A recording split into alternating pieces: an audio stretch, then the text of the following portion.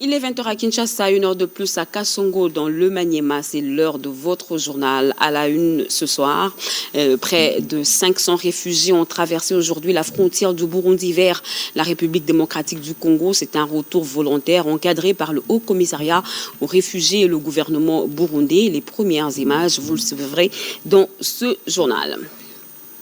La justice en République démocratique du Congo est rendue au nom du peuple ou au nom de l'argent et des influences. La délégation du Conseil supérieur de la magistrature en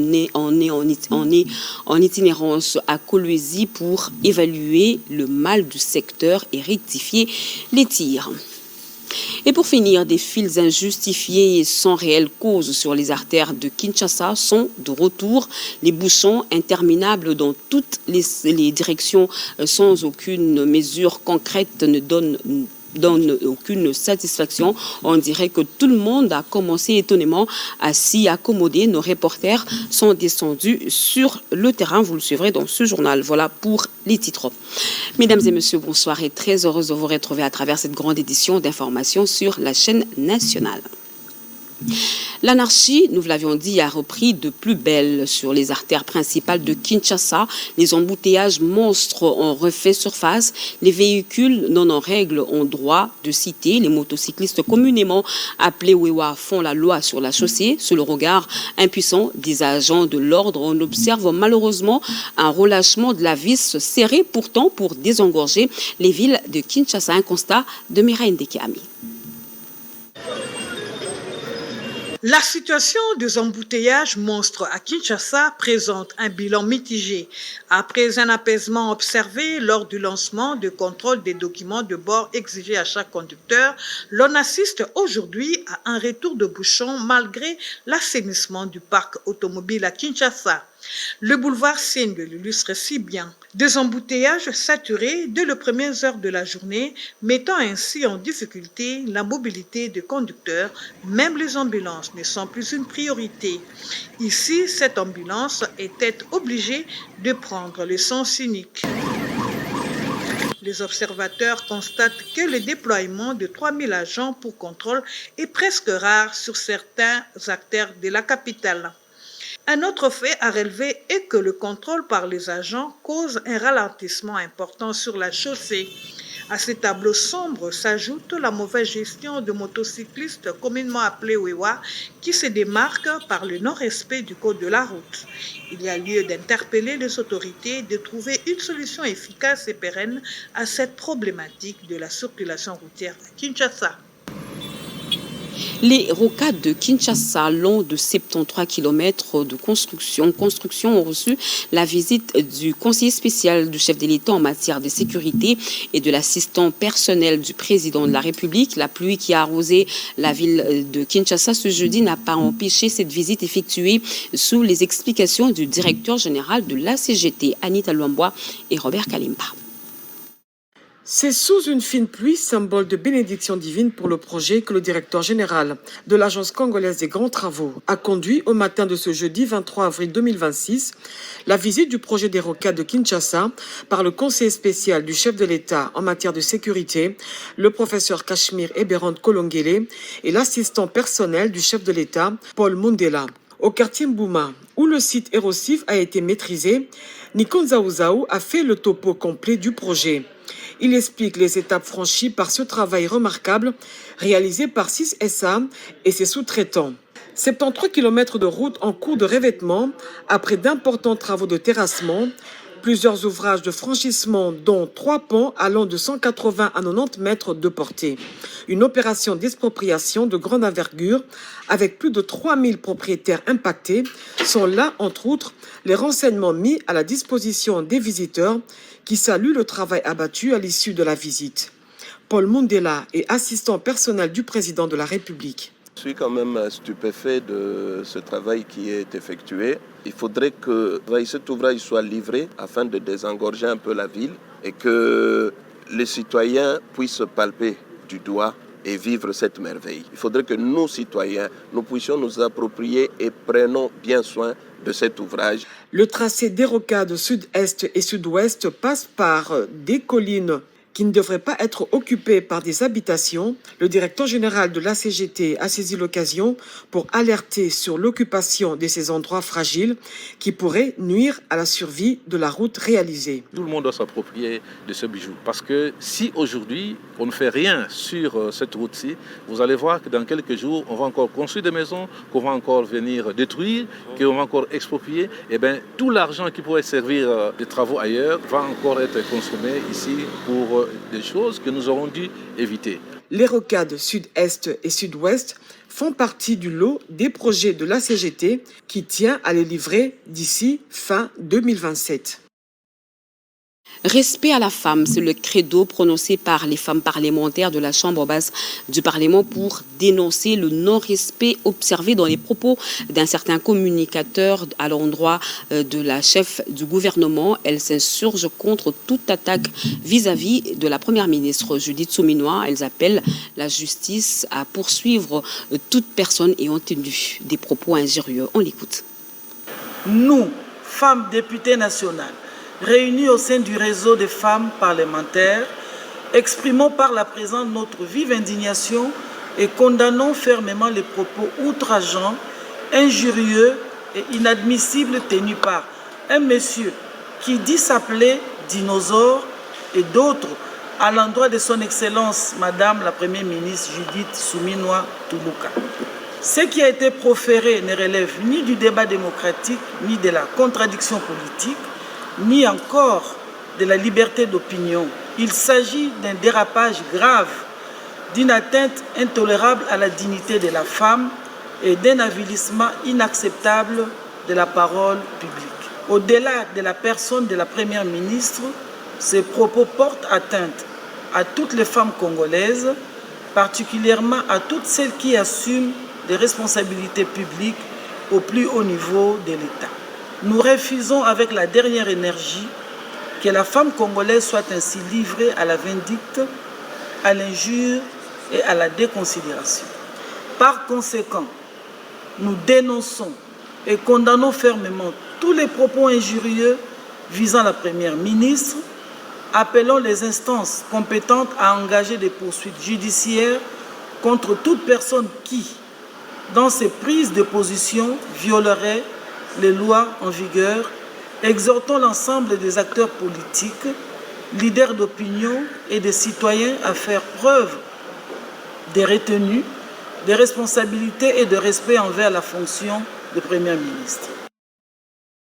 Et face aux défis sécuritaires persistants dans l'Est de la République démocratique du Congo, Kinshasa se transforme en laboratoire stratégique. Au Collège de hautes études de stratégie et de défense, experts et décideurs décortiquent un enjeu majeur. Comment gouverner efficacement une province sous état de siège? Et pour en parler, un invité de marque, Julien Paluku Kaongia, ancien gouverneur du Nord Kivu pendant 12 ans. On fait le point avec Eric Abamba. Dans l'enceinte du Collège des hautes études des stratégies et de défense, haut officiers, policiers et cadres civils, tous regards tournés vers les orateurs du jour, suivent avec attention des interventions à forte portée stratégique. Au cœur des échanges, une question cruciale, comment gérer une province sous état de siège entre urgence sécuritaire et défis institutionnels. Plusieurs intervenants se sont succédés à la tribune pour partager leurs expériences, parmi lesquels le ministre du Commerce extérieur, Julien Paluku Kaongia. Ancien gouverneur du Nord Kivu pendant 12 ans et expert en décentralisation et en gestion des conflits dans la région des Grands Lacs, il a détaillé les fonctionnements d'une province en temps normal comparé à celui en période exceptionnelle. Un éclairage appuyé par le cas du Nord Kivu et de l'Ituri, deux provinces confrontées à des défis sécuritaires persistants et actuellement sous état de siège. Une session marquée par des échanges interactifs où les auditeurs ont confronté la théorie aux réalités du terrain dans une dynamique à la fois pédagogique et stratégique. À travers ces réflexions, les CHESD entendent nourrir la doctrine sécuritaire et renforcer la gouvernance provinciale en République démocratique du Congo. Nous vous l'avions dit à l'entame de ce journal, près de 500 réfugiés ont traversé aujourd'hui la frontière du Burundi vers la République démocratique du Congo. C'est un retour volontaire encadré par le Haut Commissariat aux réfugiés et le gouvernement burundais. Regardez. Au total, 470 réfugiés congolais sont arrivés dans l'après-midi à la frontière congolo-burundaise de Kavimwira. Le gouverneur de province qui s'est mobilisé pour accueillir le Congolais de retour sur la terre de leurs ancêtres a remercié le HCR pour le sacrifice consenti par ses compatriotes qui ont adhéré à ce programme de retour volontaire. Jean-Jacques Pouroussi a remercié le président de la République, Félix Tshisekedi, pour sa diplomatie dont les résultats sont visibles à ces jours. Nous tenions à remercier très sincèrement tous ceux qui, de loin ou de près, se sont impliqués dans ce retour au bercail de ces milliers de nos frères et sœurs. C'est un moment extraordinaire. En premier lieu, nous remercions le président de la République démocratique du Congo, Félix-Antoine Tshisekedi Tshilombo, qui s'est battu pour que ce moment arrive, pour que la paix arrive. Il a signé des accords de paix. Il s'est démêlé, il a renforcé la paix, la sécurité, la stabilité, et voilà qu'on en est là. La représentante du Haut Commissariat pour les réfugiés a réitéré le remerciement au gouvernement burundais pour son hospitalité, précisant que cette opération rapatriement concerne uniquement les zones sécurisées. Nous avons plus de 66 000 personnes qui sont arrivées et aujourd'hui, c'est un convoi de 470 personnes qui ont décidé de repartir vers leur zone d'origine parce qu'il y a eu une amélioration de la situation dans ces zones. Des retours au pays, les réfugiés congolais ont exprimé leur sentiment de gratitude. La population de la ville d'Uvira n'est pas restée insensible au retour de Congolais après plusieurs mois passés au Burundi. Le cas du coordonnateur de la synergie de mouvements citoyens qui s'est dit soulagé par ces retours. La priorité pour le rapatriement volontaire a été en premier lieu donnée aux ménages avec des enfants en scolarité, particulièrement les candidats finalistes aux examens nationaux, TENAFEP, TENASOSPE, examen d'État, les personnes avec des besoins spécifiques, à l'occurrence les fonctionnaires de l'État de zone sous contrôle du gouvernement congolais. La semaine française a ouvert ses portes hier à Kinshasa. La 9e édition lancée par le vice-premier ministre de l'économie nationale, Daniel Mukoko-Samba, a porté le thème « Perspectives partagées ». Plusieurs personnalités ont répondu présentes à ces assises. L'ambassadeur de France en République démocratique du Congo, tout naturellement, et bien d'autres. La semaine française vise à renforcer les partenariats entre les entreprises françaises et congolaises. Janine Kalinga et Julien Piana. Pour promouvoir l'offre française et renforcer les échanges économiques par des partenariats entre les entreprises françaises et congolaises. La 9e édition de la Semaine française qui a pour thème Perspectives partagées vient d'être lancée à Kinshasa par le vice-premier ministre, ministre de l'économie nationale, Daniel Mukoko-Samba, en présence de plusieurs personnalités congolaises et françaises. Dans son discours d'ouverture, le patron de l'économie nationale congolaise a indiqué que les deux économies françaises et congolaise évolue dans un environnement international marqué par la recomposition des chaînes d'approvisionnement. Notre ambition n'est plus simplement d'exporter davantage. Elle est de créer plus de valeur locale, plus de transformation industrielle, plus d'emplois, plus d'intelligence économique et plus de souveraineté productive.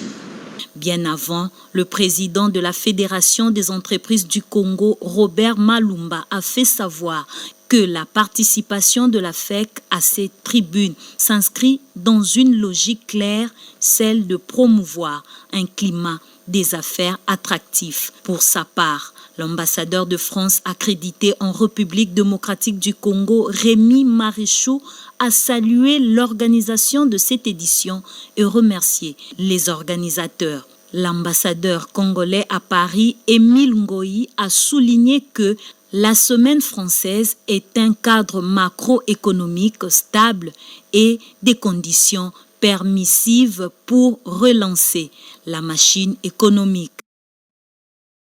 Il est porteur d'un ambitieux projet de création d'une académie francophone qui aura son siège à Kinshasa. Aurélien Touche, un député français, a rencontré le ministre des Droits humains, Samuel Mbemba Kabouya, auprès de qui il a expliqué la portée stratégique de cette future institution. Patience Mbokatou nous en parle. Au cours de l'entretien, le député français a exposé les grandes lignes du projet mettant en avant une académie dédiée à la promotion de la langue française. Aurélien Touche a indiqué que cette académie servira de cadre de plaidoyer pour la reconnaissance du génocide congolais. Pour moi, la capitale du monde francophone est Kinshasa.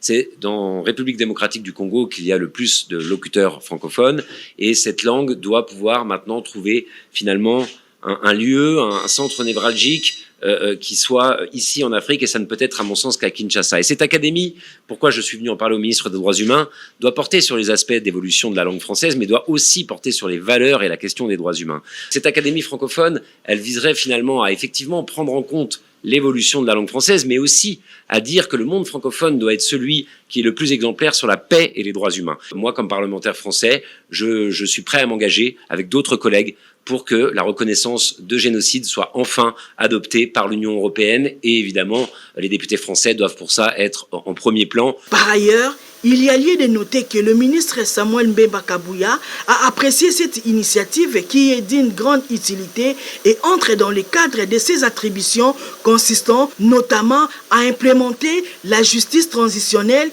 et à mener le plaidoyer en faveur de la reconnaissance des génocides commis en République démocratique du Congo par le Rwanda.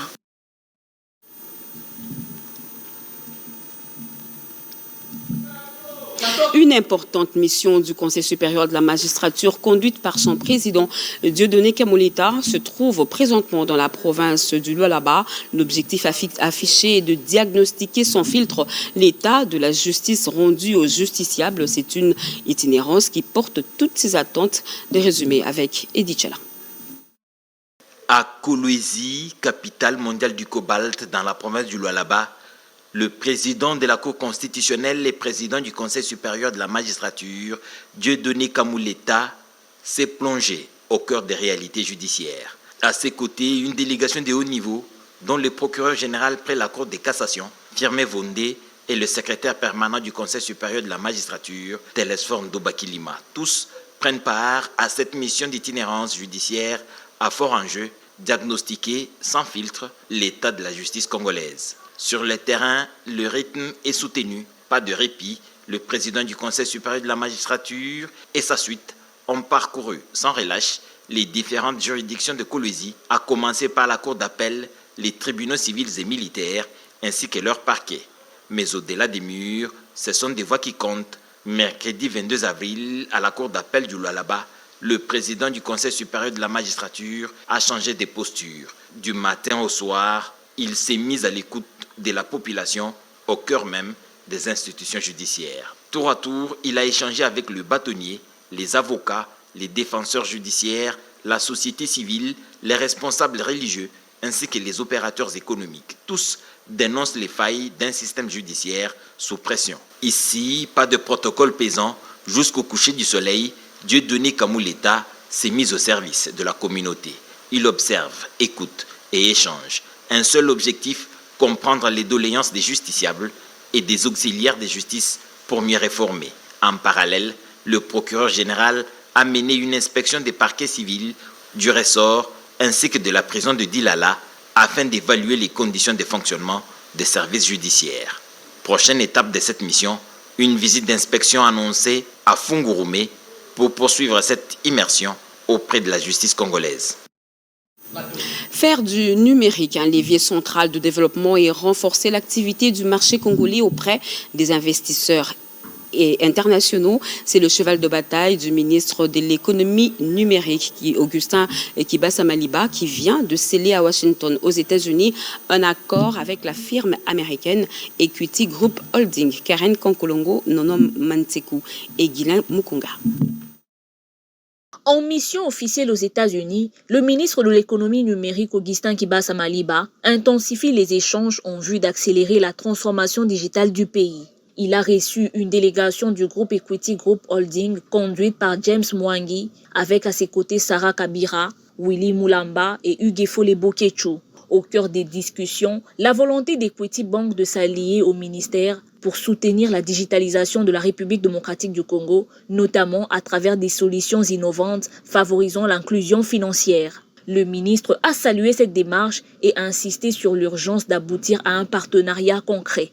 Autre temps fort à Washington, le ministre Augustin Kibasa Maliba a procédé à la signature d'un protocole d'accord avec la société américaine Sebastian, marquant une étape clé dans le rapprochement numérique entre la RDC et les États-Unis. Organisée avec l'appui de la Chambre de commerce des États-Unis et de l'Atlantic Council, cette rencontre a réuni investisseurs, responsables du département d'État américain et acteurs économiques autour des opportunités du marché congolais. Conscient que le développement du numérique repose sur un environnement réglementaire attractif et clair, nous avons adopté un cadre moderne à travers le Code du numérique. Ce dispositif vise à sécuriser les investissements, encadrer les partenariats publics-privés, garantir la protection des données et favoriser l'innovation et la concurrence.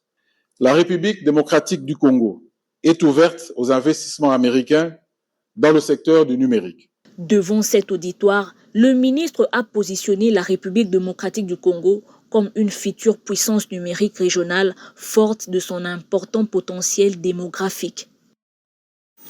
7 mois après la signature des contrats de performance entre le ministère du Plan et les structures placées sous tutelle, l'heure est au bilan entre progrès enregistrés et défis constatés. Les résultats présentés au ministre d'État, ministre du Plan, Guylaine Nyemboumbouizia, traduit une réforme en cours, mais encore marquée par des niveaux d'exécution contrastés. Yvette Makuntima, Peggy Mukunda et Bijou Komba.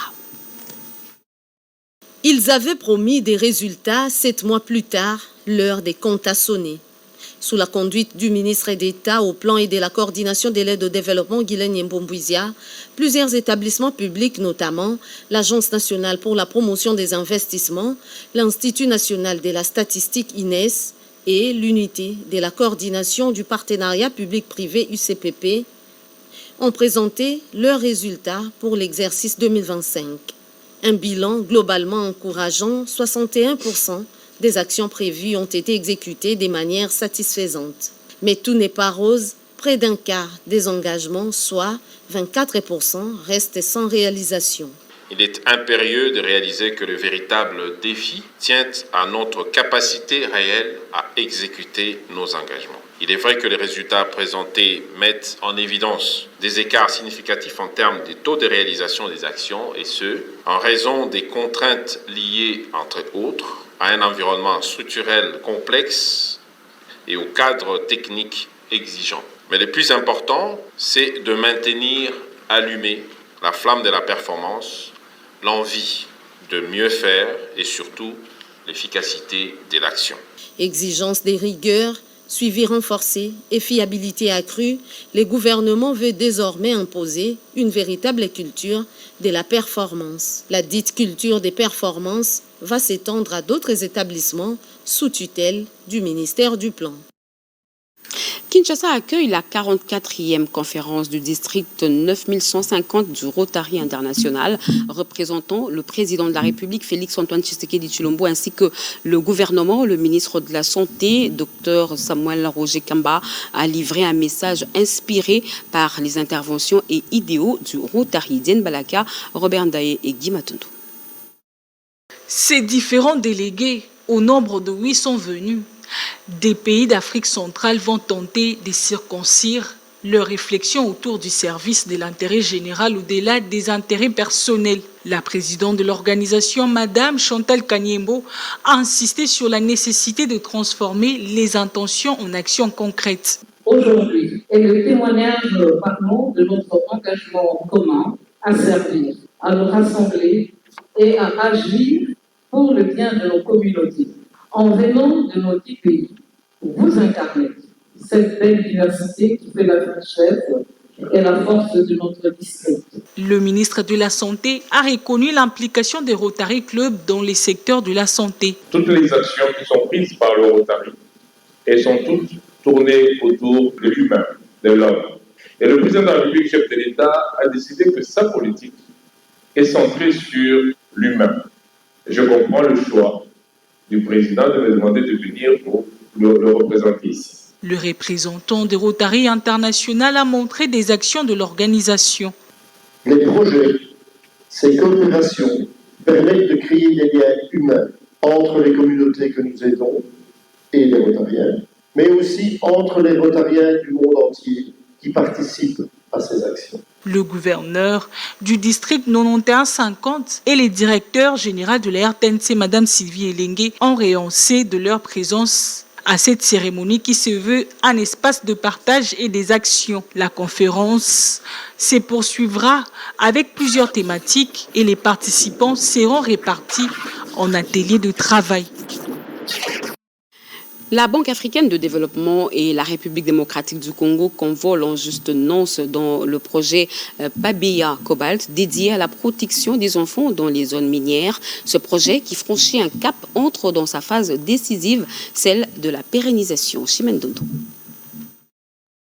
À Kinshasa, la ministre d'État aux Affaires sociales, Eve Bazaïba Massoudi, a échangé avec une délégation de la BAD conduite par Mohamed Chérif. Objectif, évaluer l'état d'avancement et surtout préparer l'après-projet Pabeya Cobalt.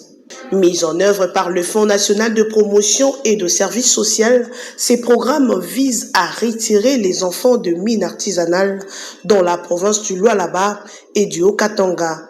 À la clé, leur scolarisation et l'accompagnement de familles à travers des activités génératrices de revenus, notamment agricoles. Pour la BAD, l'enjeu est clair, garantir de résultats durables au-delà de décembre 2026, maintien des enfants à l'école, autonomisation de ménages et développement local figurent parmi les priorités. Et nous considérons que c'est un projet qui a fait déjà ses marques, donc c'est pratiquement un exemple à répliquer. Donc nous mettons l'accent davantage sur, après le projet, comment les populations arrivent à continuer, arrivent à générer des revenus, arrivent à canaliser les enfants pour qu'il y ait de l'éducation, pour qu'il y ait de prospérité économique dans les régions.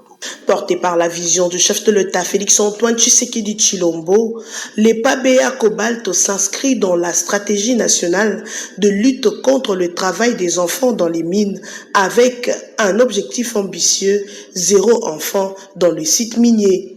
À 8 mois de son échéance, le projet se veut déjà un modèle. Reste désormais un défi majeur, transformer les acquis en solutions durables pour les communautés locales. Les accords signés entre la République démocratique du Congo et les États-Unis d'Amérique, leur implication dans la gouvernance minière, ce sujet était au cœur d'une conférence débat animée par le directeur général du cadastre minier, cadre choisi, l'Université congolaise du Congo, organisée par l'Agora, une plateforme universitaire. Lucie Lavi-Chisenda et Patrick Kachala. RDC États-Unis, des accords qui attisent l'intérêt jusque dans les auditoires. À l'Université catholique au Congo, étudiants en droit et experts ont décortiqué les enjeux juridiques et économiques de ce partenariat stratégique centré sur les secteurs miniers. L'objectif est également d'inciter les étudiants à embrasser les filières techniques, surtout dans le domaine des mines. Parmi les intervenants, le directeur général du cadastre minier, Popol Mabolia Yenga, acteur clé dans la régularisation du secteur. Le cadastre minier a une politique d'aller vers l'université pour discuter, pour rechercher, pour améliorer les connaissances et faire partager aussi cette connaissance que nous avons. Notre implication, comme vous le savez, une partie de ces accords repose sur le secteur minier dans lequel nous sommes impliqués directement parce que le CAMI délivre les carrés miniers, les actifs miniers aux demandeurs. Mon intervention a été au-delà du cadastre minier, mais quand je vois les questions et les interventions, j'ai dit que il fallait savoir que l'éducation est un investissement. Et aujourd'hui, dans le monde d'aujourd'hui, dans le secteur dans lequel nous sommes, nous allons plus du côté de la technicité, de la capacité de la haute technologie. Et que les étudiants devraient s'orienter dans des branches qui sont aujourd'hui prisées. Cet effort doit être déjà connu et consacré dès le départ. Aux côtés d'experts comme le professeur Yves Junior Manzanza, doyen de la faculté des droits à l'UCC, et le professeur Dieu merci Nzumbu, économiste, les étudiants ont été édifiés sur les exigences de la bonne gouvernance minière. Une initiative saluée par les organisateurs, la plateforme Agora, qui y voit un pas de plus vers une jeunesse mieux préparée aux enjeux stratégiques du pays. À la Caisse nationale de sécurité sociale, la campagne de sensibilisation à la sécurité sociale se poursuit dans la partie ouest de la capitale, à Kintambo et ses environs. Les employeurs ont pris part à ces séances visant à renforcer les capacités des agents et cadres de la CNSS dans cette zone. Regardez. Après la commune de Bandalungwa, la campagne de sensibilisation à la sécurité sociale se poursuit dans la partie ouest de la capitale. Cette fois, ce sont les employeurs et travailleurs de Kintambo et de ses environs qui ont bénéficié d'une journée de vulgarisation consacrée à la loi numéro 16/009 du 15 juillet 2016 fixant les règles relatives au régime général de sécurité sociale en République démocratique du Congo. Organisée par la direction urbaine de Kinshasa-Ouest de la CNSS, cette activité visait à renforcer la compréhension du cadre légal régissant les prestations sociales, notamment les allocations familiales, les pensions, ainsi que la prise en charge des risques professionnels.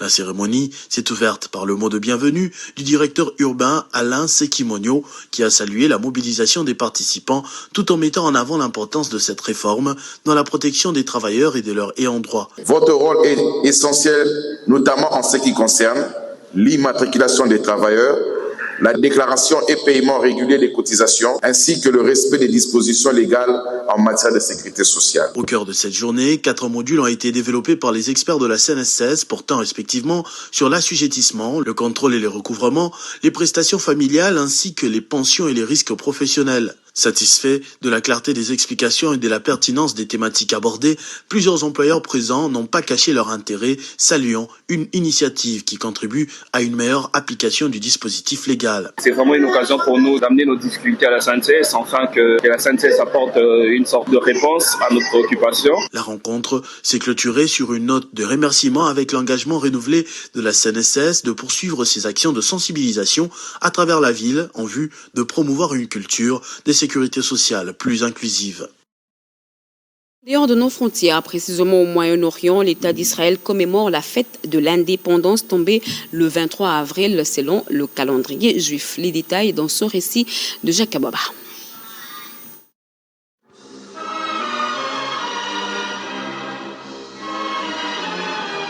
Yom Ha'atzmaut, jour de l'indépendance. Une journée commémorative instituée par le gouvernement israélien dans la seconde moitié du XXe siècle en l'honneur de la déclaration de l'indépendance de l'État d'Israël, lue le 14 mai 1948 par David Ben-Gurion. Et cette journée tombe le 23 avril selon le calendrier juif au lendemain des commémorations de Yom HaZikaron, journée de souvenir des soldats israéliens tombés au combat et des victimes du terrorisme. Les Israéliens célèbrent ce 23 avril Yom Ha'atzmaut, la fête nationale de l'État hébreu, marquant la création de l'État juif et la déclaration d'indépendance. 78 ans que la Terre Sainte a vu renaître Israël parmi les nations. 78 ans d'histoire marquée par les épreuves, les combats, mais aussi par une foi inébranlable et une résilience des promesses. Promesses de l'Éternel à Abraham, Isaac et Jacob. Promesses au mont Sinaï avec Moïse et les 12 tribus d'Israël. Rappel des promesses et des prophéties des prophètes de l'Ancien Testament. Isaïe, Ézéchiel, Jérémie, Daniel, Malachie et autres. 78 ans après la création de l'État hébreu et dans un contexte sécuritaire particulièrement complexe, de nombreux juifs continuent à vouloir immigrer même pendant la guerre afin de faire partie de l'histoire sioniste. Immigrer en ces moments renforce la solidarité d'Israël et stimule l'esprit du peuple juif. 78 ans après, la population d'Israël s'élève désormais à environ plus de 10 millions d'habitants, selon le Bureau central des statistiques. 80% de la population est majoritairement juive, 16% des musulmans, 2% chrétiens, 2 autres, 12 et samaritains. Avec une population de cette taille, Eretz d'Israël a dépassé des pays européens tels que Autriche, Suisse, Hongrie et se rapproche des pays comme la Suède, le Portugal, la République tchèque et le Royaume de Belgique. Israël vivra et Jérusalem de génération en génération. Mesdames et messieurs, merci de l'avoir suivi. Merci à vous qui nous suivez à Kassongo, dans le Maniema et partout ailleurs sur satellite. Vous êtes sur la RTNC. L'actualité continue sur nos antennes retrouvées à 23h. Jacques Méji, demain à 7h, Erika Bomba.